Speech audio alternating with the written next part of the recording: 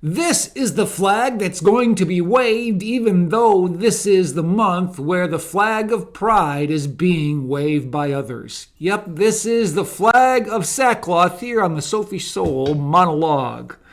I'm Mel McGinnis.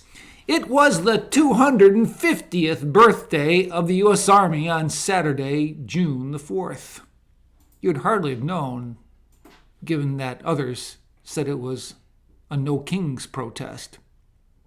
Except for those commemorating the U.S. Army Day outside the protest and those who were at the rally then. June 14th, Flag Day. But for No Kings, it was billed as Day of Defiance. Rally protesters had a lot of democracy signs. But our Constitution gave us a republic. The difference between the two are the rule of law republic versus the rule of the majority democracy. So it was confusing to see a sign held by a rallygoer saying, democracy, rule of law. Speaking of signs, F-bombing Trump. Trump is a fascist, and MAGA are the new Nazis. Placards were present among the mix of fair and foul free speech expressions. Most disturbing was the sign that said 86-47 with the words, "No faux king way." Even at a peacefully advertised rally, the assassination symbol of 86-47 popped up in Jamestown. Signs like "No Kings in America since 1776" appeared, but not seen was a slogan from the American Revolution which said, "No king, but King Jesus."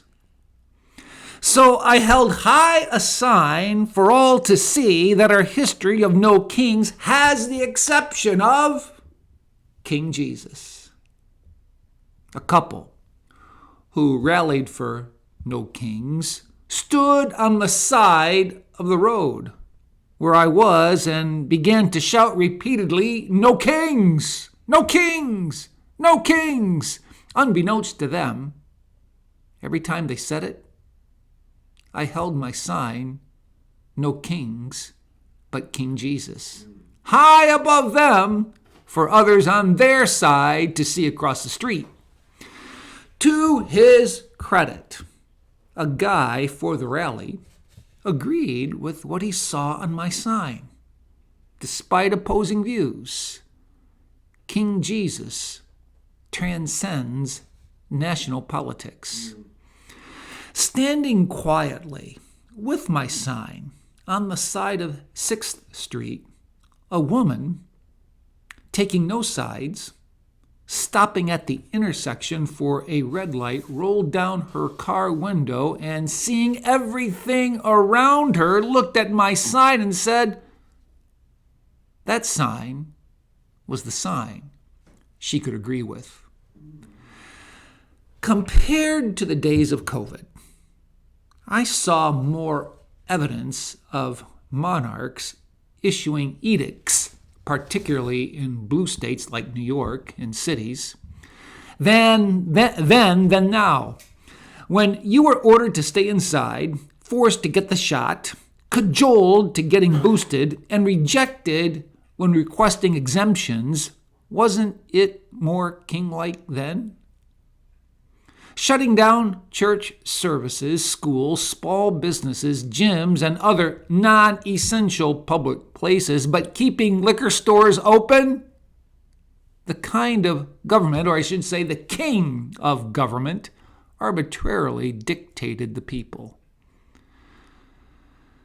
Coerced to wear face diapers, compelled to social distance, and indoctrinated with Fauci's follow the science mantra as other scientists contesting him were muted, even as much of what he said about masking and distancing turned out to be a farce?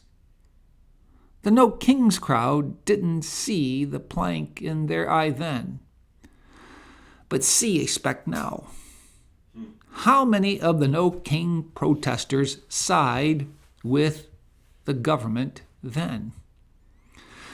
On the day before the No Kings rally, a prayer alert sent across America asked the church to pray for peace, civility, and calm. Unseen were 3 people praying at Dow Park the day before the rally, making requests to God for peacefulness, a civil atmosphere, and no violence. They don't want a king either, except for King Jesus to have his way. Do you want this king or not? That said, No Kings was a redundant rally. Like a meme said, every 4th of July, we celebrate No Kings. Also, a person, tongue-in-cheek, texted a nationally televised show saying, "The No Kings rally is working. I woke up this morning and we still have no king." Lastly, given who our governor is in the state of New York, we don't want queens either. Is the No Kings crowd on the same page with that? Well, unlike Tony Kornheiser, pardon the interruption, I cannot promise you that I'll do better the next time. And unlike Tony, who waves another flag, I'll just continue to wave the flag of sackcloth for humility. As a follower of Jesus, I need Jesus.